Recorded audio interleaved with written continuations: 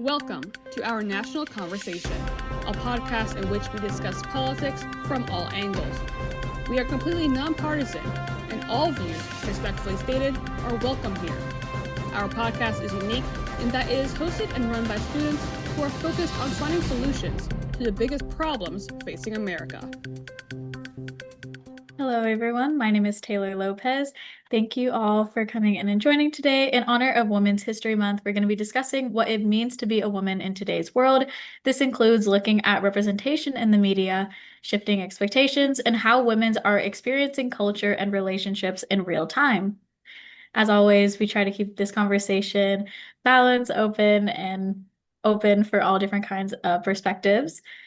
I personally hear when it comes to women's empowerment and progress that right now is the best time to be a woman. And I kind of just wanted to see everyone's viewpoint if you guys feel the same way or like why does it appear that way? I mean, I'll say why this would be the best time to be a woman is because throughout history, as time has evolved, the more rights that we have gained, I would just appreciate the unity we have as a culture and kind of the uplifting culture that we have developed, especially actually through social media avenues to connect and to have our voices heard. Women are strong voices when it comes to advocacy in almost any genre of protest or just any minority group we always represent really well. I think that we're a very uplifting culture, and it's a time where women are independent in the way they hold jobs, live by themselves, can raise children on their own. Women are, I would say, at their peak, and I think throughout will continue to just keep growing in capability. I completely agree with you, Taylor, that this is honestly the best time to be a woman. We've still got a ways to go, definitely. There's still some setbacks, but at the same time, within the last 50 years or so, since the 70s, we have made like immense progress, specifically when it comes to leadership and also just opportunity as well.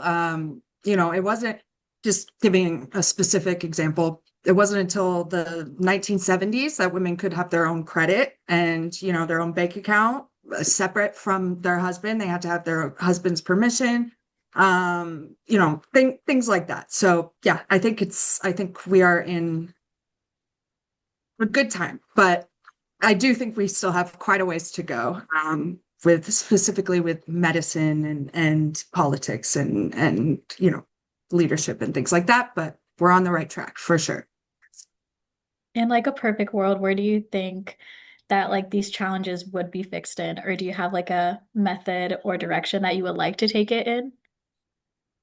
I think getting women in more male-dominated fields would be great.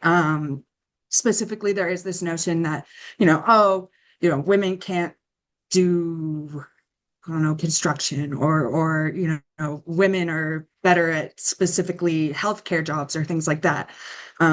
I think if we have more women firefighters, more, women in STEM, women doing like trade jobs, which we're actually seeing a lot of. Recently, there's been an uptick in women kind of entering male dominated fields. But also medicine is another big one that I think we need to address. Specifically, not a whole lot of people know this, but when it comes to medical research in particular, women weren't used as participants until like the 1980s. So all the research that we have up until then is was male participants. And so, we do know that there's differences in the male and female body. And so we are behind on a lot of medical progress for women because of that. But we are catching up. There's lots of women in medicine specifically who are trying to, close that gap in the knowledge. But I think that's one place that we definitely need to do better. Yeah, Olivia, I was gonna say, well, I agree with you, what you were saying, and I am always an advocate for women stepping into more of the male spaces or male roles or what would be deemed in society in the past, women taking those positions. I think something that can really solve these issues, like you mentioned medicine, would be for taxes and funding to go towards things of betterment, such as medical research. As somebody that has PCOS and endometriosis, there is nothing to help that, and that has been something that, and this condition is something that has been known and prevalent throughout multiple women, and actually has an insane increase on the amount of women that are ending up with both endometriosis and PCOS. Yet there is no research, and the only thing that they really tell you to do is get on the birth control pill to solve the issues. When this is women are living in chronic pain every day, not able to get out of bed. I'm fortunate enough to not have a case that bad, but there are women that have to even have full hysterectomies to feel better throughout their day. And now we're actually dealing with issues in some states where women are actually being barred from even getting hysterectomies because that might be cause an issue with for their fertility, which that's been a debatable topic for a lot of states on if women are have the right to their bodily autonomy. I'm just a dumb guy. Pardon me for that. But what does PCOS mean? Polycystic ovarian syndrome. I basically have cysts that grow on my ovaries and cause hormone issues of different kinds, and it causes me to have insulin resistance. So, a lot of people actually, a lot of women with PCOS are supposed to be diabetic by the time they're 40. There's a lot of factors and hormonal imbalances it can cause to women in different varieties. It could cause you to lose a ton of weight, gain a ton of weight, have lose hair, grow hair, uh, have fertility issues, possibly be infertile. There's a lot of issues that can come with that. Thank you. I know that I've been personally trying to look into more women run films or directions that they're kind of like just more like women based, specifically since this month is like focused on that, at least like for me, and like film, music, and just kind of spaces like that. Do you guys feel like the visibility translate into like real empowerment, or does it come with like added pressure? Do you mean visibility? Sorry, I'm back and forth with ONC stuff. Do you mean visibility like the commercials, or what do you mean specifically? Like, I mean visibility, like yeah, I guess like commercials, like kind of like in your face rather than something you just like hear about. Um, I guess more like just present. That's something like talked about or like more proudly announced. um, can you rephrase the question? I want to answer it, but I feel like I'll be an idiot if I answer it the wrong way because I misinterpreted the question. Sure. I guess differently. Okay. Do you think that the visibility of women-run films or women-run like music is translating into real women empowerment? Or does this cause like an added pressure that women are now like trying to like just push themselves into? Um, I would say everything in the TV industry takes away from added value only because most of it's not realistic. And then things that are a bit realistic are usually things we're never near, like the West Wing going way back. My brain's thinking all those commercials of take this pill or this medication, and people are dancing in the background with birds chirping, all that stuff. They're all happy, but there's a fine print. So it shows a healthy person, but it hides what people actually go through, whether it's before they take the medicine or side effects from the medicine. And then in movies or TV, not that they can, but it's tough showing what an ill person might be going through on the front end or on the back end, or I don't know. It's I think TV kind of, which it's meant to be, unrealistic, but it does a lot intentionally and unintentionally to distract us from the truth. So I'd say it's not helping, if that answered the question. Yeah, I think visibility, where we try to give women visibility in the media sometimes, I think the most visibility is given to a dramatized version of women almost a lot of the time, rather than the realistic standpoint. And I think it's because people for women to have visibility, you have to put them on a platform where a lot of people can be critical about it because nobody just wants to review an average woman. They want to, I feel like it's oftentimes people want to criticize women a lot in media. And so when you emphasize the platform of something more traumatized, like something like the show I Love LA that's current, which is supposed to be young women in their 20s in LA, and it's supposed to be more comedy. But even the writer herself, which I do think is a phenomenal writer, at the same time, she is writing herself and the other characters to be quite dumb and care about very superficial things that I don't think the everyday average woman really experiences. And so with that visibility, even though I'm an advocate for all things women to be visible, I would appreciate if visibility went beyond the dramatized version of women. Do you think that women are held different standards to like men, especially in this? And like, what would those standards kind of be? No question about it. I mean, we can just go off the start of women being required to wear makeup usually and being seen as unpresentable if they are not presenting with makeup to work. If we spend more money on the way we present ourselves as is. So before we even open our mouths, we're expected to look a certain way to be deemed of a higher status and meeting expectation. And it's what's funny is I think in education too, I mean, there's this study that women actually do better in all women's spaces when they are learning. And it's just because of the confidence they build, because women do tend to hesitate join in the conversation in co-ed spaces when it comes to learning. And there's this role, and it's because I think young women are scared and are unconsciously trained into these roles of fearing not meeting the expectations or the same bar as men. I just think that no, even though we've made a lot of progress, those expectations still lay very true in between the differences of genders.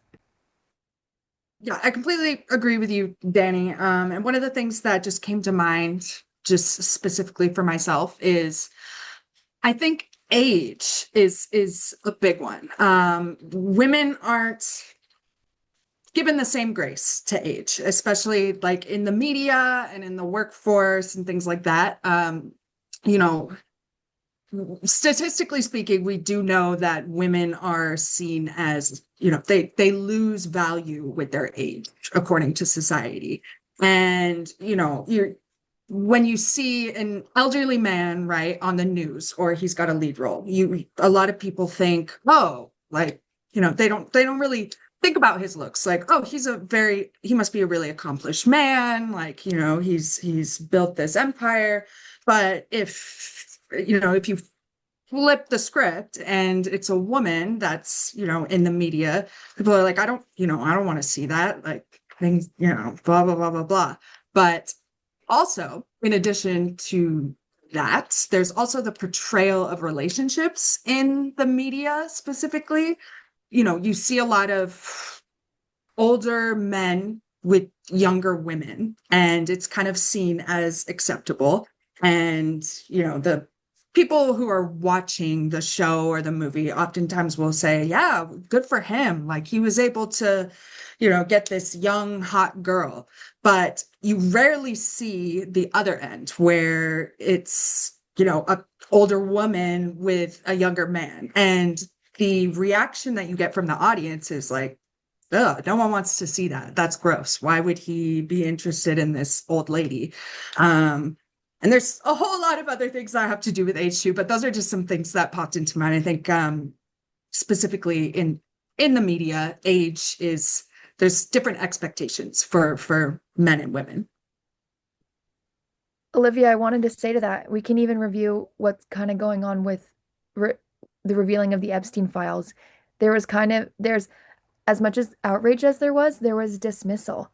And even though we are told that we're in this generation of it is that the age gap is wrong, some people definitely think that's still okay and it's still very prevalent and don't actually take issues such as minor women that are children being assaulted and being taken advantage of because it's been done all throughout history. And honestly, even though we're told it's something that's changed, it hasn't so much in that regard.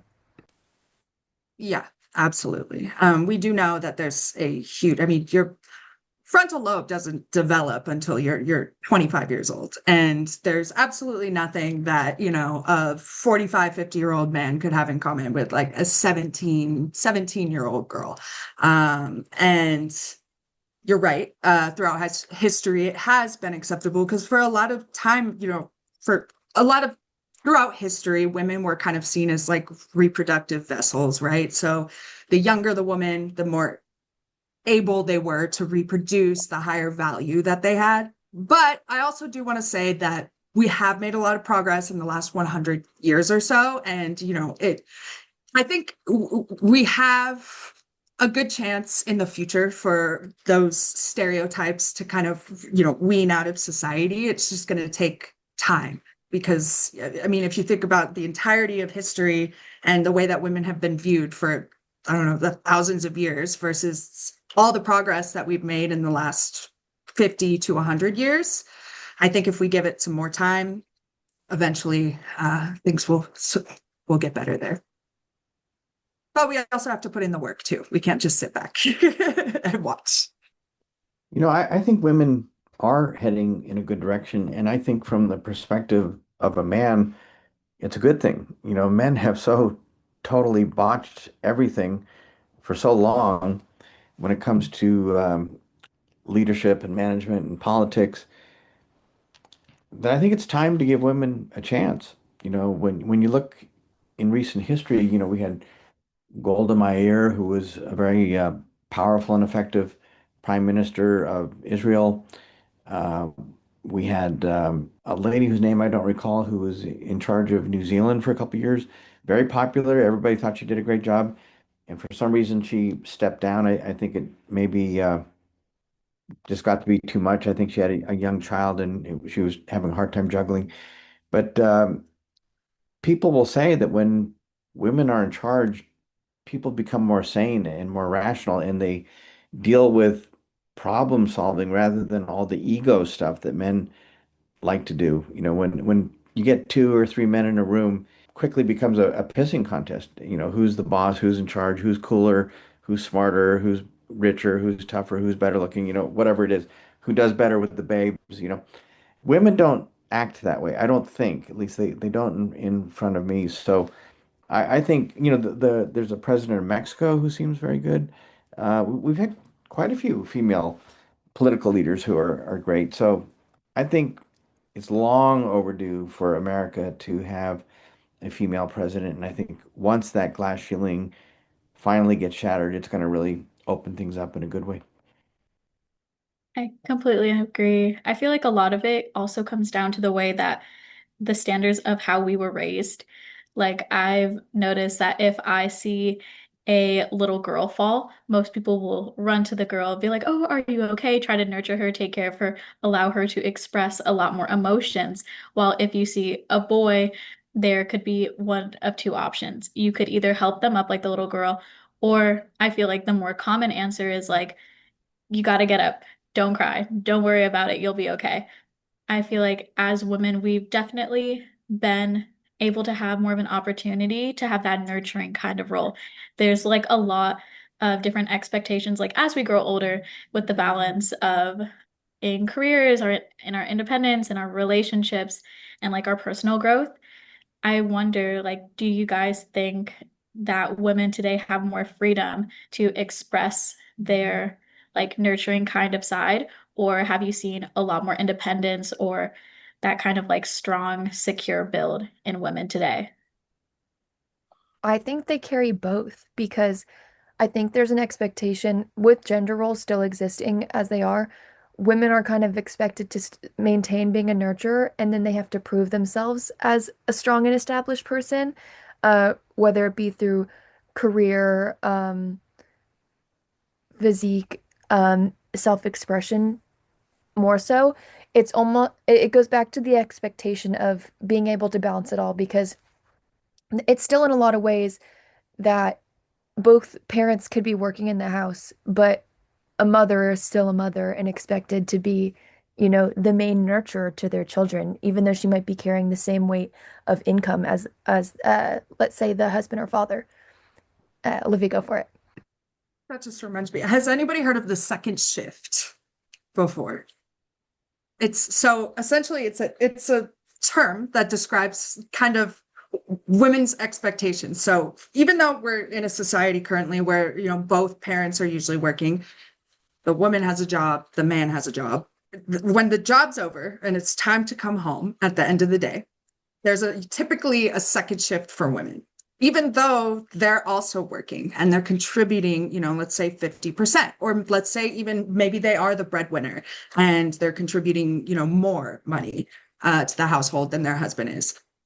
There's still this sense of like the woman has to keep the home. So a lot of the time, when, in heterosexual relationships specifically, the woman comes home and she's still expected to clean the house or make dinner or tend to the child and all these different things just based off of the sole fact that they're a woman. And I think part of the reason that is because, and this isn't actually anybody's fault, really.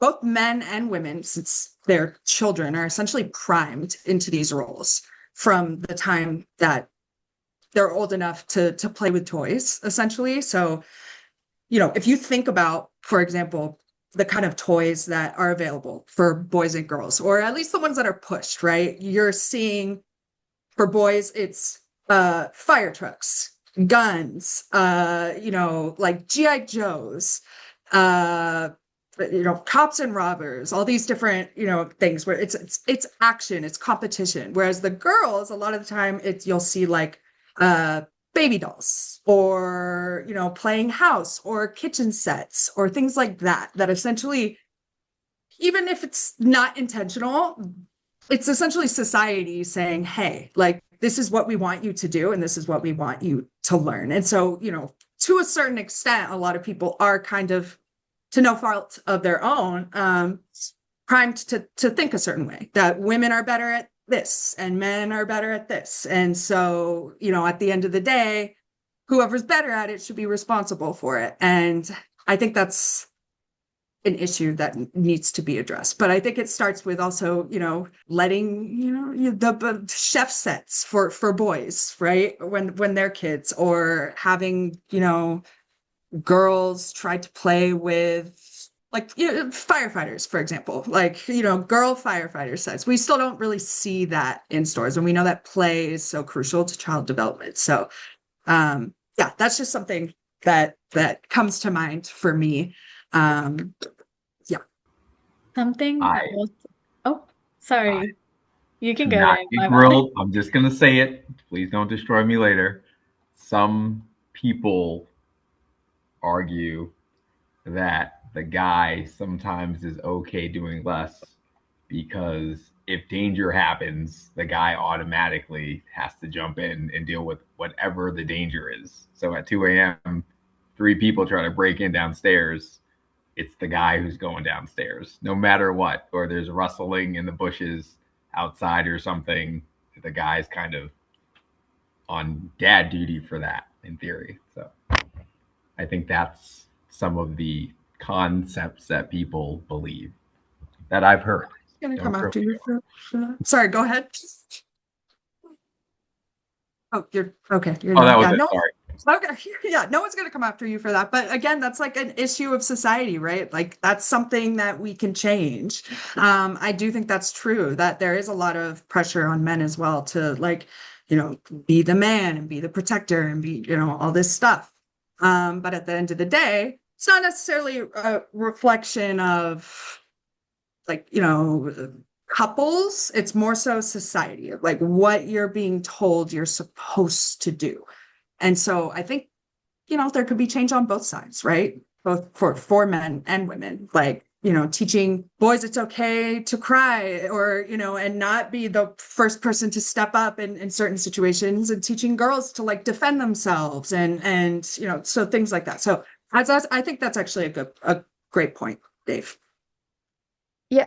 Yeah, I agree with you, Dave, that that does exist, but I don't even think it's necessarily women pushing that expectation. Because I know personally, if there was wrestling in the bushes, do not open that door, call the cops. Like that is my point of view. But another thing would be is who's pushing that ideology? Because let's think of this. Let's think of maybe like a boy that was labeled a crybaby, like, oh, his mommy loves him too much. It's like, okay, so the mother is somebody that is that in itself of that categorization. It's like, okay, so his mom lets him show his soft side and nurtures him in that way, and that's okay. So who exactly is pushing on that stigma of the man has to be that presence to go defend the family? It is the patriarchy. It is kind of a of an ideology and a gender role push sent down by other men. Whereas the same thing, we experience the same thing on the woman's side of expectation of presentation, let's say, of like, I know my grandma makes comments at me of like, you don't want to look like that, like, you don't want to say that. So you get it from both sides, but it's your own, it's everyone's own gender still forcing down those roles. And especially in a patriarchal society, we have had these structures where sometimes the men ideology kind of dominates. So something like that, in that case scenario of that instinct of like, oh, it's I'm the protector of the family. Women don't sometimes, I mean, they're good. There definitely is some women that might expect that believing in gender roles, but from my perspective, in the day and age we live in, I, I wouldn't expect one to throw themselves in harm's way. As a parent, I would expect mother and father to throw themselves to protect their children no matter what. Um, but there isn't, I think there, that's to me, that's a sense of inequality to expect just one to sacrifice themselves when it's a parent is a dual partnership. And I would expect them to be a dual partnership in parenting in every way, basically. With those kinds of standards, it makes me think about like the what like the gender roles in a more like relationship kind of concept. Like, are gender roles becoming like more clear in a relationship? Like, I've even seen on social media how obviously like we're being influenced by like the dating expectations, but what would those expectations be now considered to like how they were maybe like 50 years ago? I think that's a really difficult question for right now, particularly because we've actually had kind of a shift between young relationships of like Gen Z and millennials and like the eras of Gen Z. As Jeff has announced in other podcasts, the younger Gen Z generation tends to be a little bit more conservative. So there's kind of this back and forth of when things get a little bit more progressive to when things go a bit back more conservative, I would say. Completely different to 50 years ago in the way that finances are something that wasn't discussed the same way. Because now you talk about things of like going out to dinner in the dating culture and like splitting the bill possibly, or like the income differences of like, oh, we do 70/30 because I make more than you. That was a conversation that didn't exist. Women were not really, other than things that went into the home, women did not really involve themselves in the finances because of men being the providers and usually going to work and coming home and handling the bills and such. Throughout history, because I did take Roman history and Greek history things, women when they ran the household did run actually a lot of the bills and whatnot. But 50 years ago, women wouldn't even touch the bills. So we've made a lot of progress in the way of women bringing in half the income nowadays because majority of families, especially in America, have to run off of dual income to stay afloat. Yeah, I totally see how it's more equal, especially I've seen like a lot of arguments be like, oh, I've even expected like the girl to pay because there's the she invited me on a date or maybe she initiated that kind of conversation. I don't exactly know what would be considered like a good thing versus like goes per relationship and what is the social standard. So I think at least for me, I love of having that opportunity around like set expectation. Because like to be honest, having that one set person definitely can like start the argument of like inequality. But yeah, I don't know. I feel like it's definitely just like a lot different, and I love that more equal space. I feel like there's more opportunity to talk and have these discussions, but still, like, depending on what it is, you're on pins and needles. So, like, if I suggest splitting the check, that might not go too well with some people. So I don't know. It's sort of like a double-edged sword where it's great that both sides want to partake in that conversation, but because of social norms or how a person maybe just randomly feels, one side or the other might be in the doghouse if they say the wrong thing about the check or who does the dishes or something. So still a ways to go, I guess. I mean, I agree with you. I personally think if we, if women do obviously deserve complete and total equality, I think we are in a position now where, we do have to kind of start shutting down those, patriarchal traditions, even if it's not fun for us. And, even if we're like, oh, well, I just want to be waited on and I want the princess treatment and all of that stuff. Kind of leading with that mentality. Like you said, Dave, it's like, some people believe in it and then other people are like, how dare you? I think it's important to try to at least stray away from the norm because I find myself getting frustrated sometimes hearing, the whole like princess treatment thing and like the guy has to pay for everything, right? I think it's okay to have your own individual beliefs, but when you start talking to other people and pushing this notion that like a man is supposed to do this, a woman is supposed to do this, then it becomes a problem. Not necessarily within a relationship, two people think, they share the same beliefs and they think that the woman shouldn't have to pay and that the man should have to pay, then that's all right. But yeah, there's still quite a bit of societal expectations that do have to change. So I think it's more of like a large scale issue and just kind of, it's important to try to shut down that notion. And I think in a way, I think it is up to the women in this case, at least when it comes to paying, like on dates and stuff like that. Because a lot of the time, like men are going to want to pay. It's just how we've been conditioned, right? And so, yeah, I think that there's quite a bit of work that needs to be done there as well. There's still some lingering beliefs and ideology that maybe we as a society right now might not attribute to the patriarchy and that it's a negative thing. But I think in the end, even the little things like that can certainly hold us back to, reaching total equality with men. So don't be afraid to bring up points like that, Dave. We need a little bit of opposition here That's why I to hide keep on the Valentine's Day. conversation Whatever I going. say, I'm always wrong. So as long as I hide, I'm good. So every No, day, you're good. every This is year. a safe space. Yeah. As long as you're not, degrading anyone or saying anything offensive, you're good. It's okay.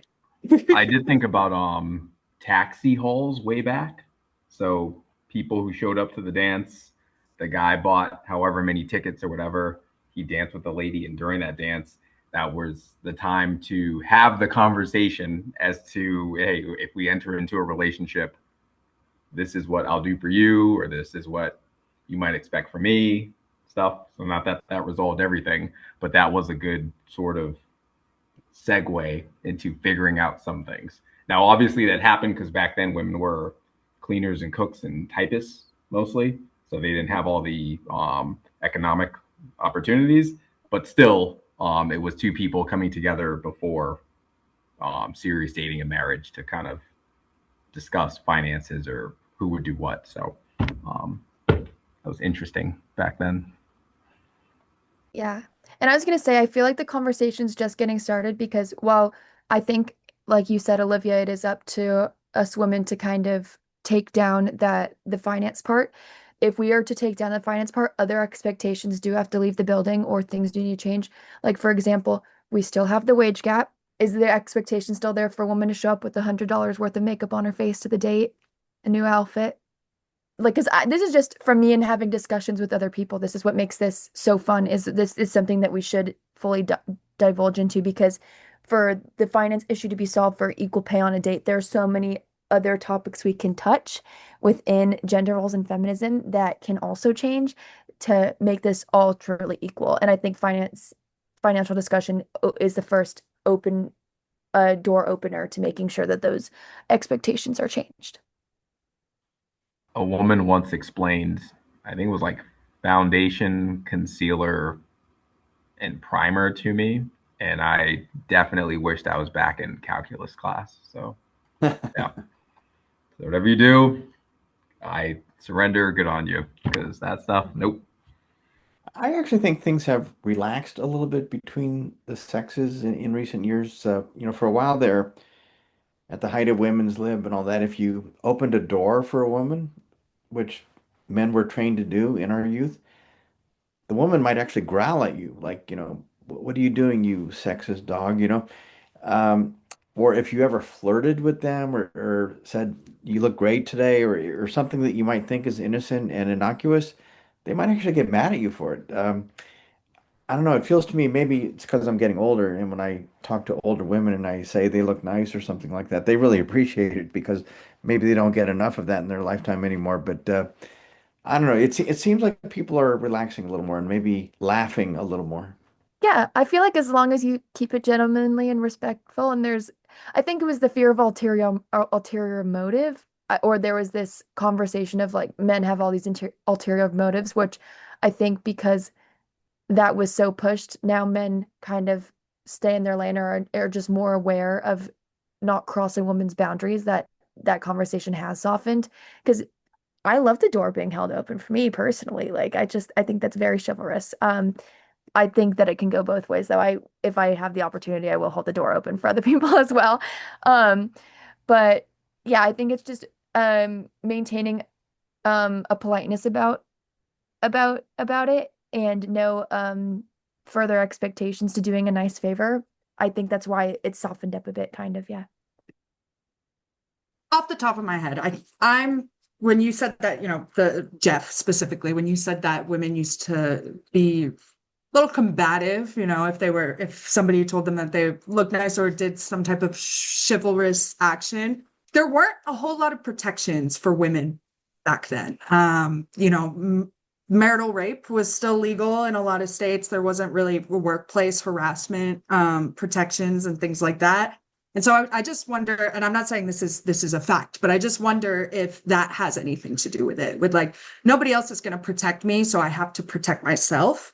Whereas nowadays we have a lot, there's still work to be done, obviously, but we do have quite a bit more protection in that area. So it doesn't feel as threatening because, back then you're whether or not, okay, is this man going to hurt me or assault me? And if he does, then is anything going to come out of it? At least now, for the most part that, you can report this kind of stuff if somebody were to take it too far. But that's just something that I just wonder Oh, if that has something to do with the change I think in men attitude. over the last 10, 20 years are on much better behavior than they were, say, when I was back in the 70s and 80s and, I was in my 20s and 30s. Back in those days, I mean, anything went, and men said the most god-awful things to women and thought it was fun. And women were probably humiliated and wanted to slap the guy across the face, but felt like they couldn't. But then at some point, the anger did rise, and I think guys got the message that, you can only push so far, and you don't even want to push that far. Just respect the woman's boundaries, and so I think we do. When I'm in meetings with men and women, it's not nearly as outrageous as it used to be. It's not outrageous at all. I think we've actually kind of lost something. It used to be more fun, but at least there's no more hurt going on. Yeah, I mean, I feel like this conversation could honestly go on for hours about different kind of like expectations or just the different societal norms. But I kind of wanted to cut this off here. So I just wanted to say thank you all for being a part of this conversation and sharing your perspectives. As we recognize Women's History Month, I hope that this discussion honestly gave you guys something to reflect on, not just about like the past, but about like these experiences on like women's today and how we're heading out for these things. Thank you guys for listening, and we will see you guys next time. Thank you. This podcast was brought to you by Our National Conversation. a place where students generate policy solutions to the biggest problems facing America. Join us in freeing political dialogue from hyperpartisanship. To learn more about what you heard today, check us out at ournationalconversation.org. You can also follow us on social media at Our National Conversation to show your support and keep up with our latest efforts.